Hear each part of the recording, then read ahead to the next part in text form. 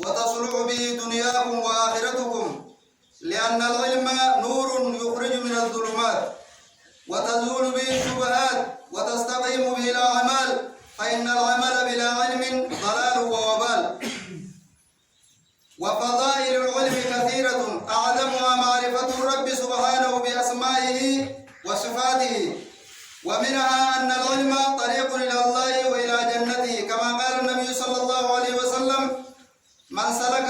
طريقا يلتمس فيه العلم سهل الله له به طريقا إلى الجنة، وإن الملائكة تضع أجنحتها لطالب العلم رضا بما يطلب، وإن العالم لا يستغفر له من في السماء والأرض حتى الحيتان في الماء، وفضل العالم على العابد كفضل القمر ليلة البدر على سائر الكواكب، وإن العلماء ورثة الأنبياء، وإن الأنبياء لم يورثوا دينارا ولا درهما، وإنما ورثوا العلم، فمن أخذ به أخذ بعد وافر. يا علمان نمان نجا ربي خيسا صدادا علمي بردا، وربي خيسنين اتين بيتا بردا،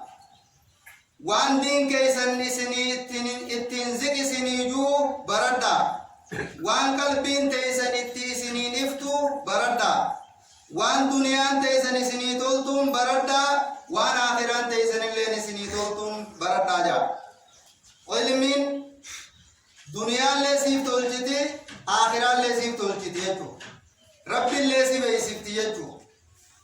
وتستقيم به دينكم، آمنتي دارن لي زكسي قوتي يجو.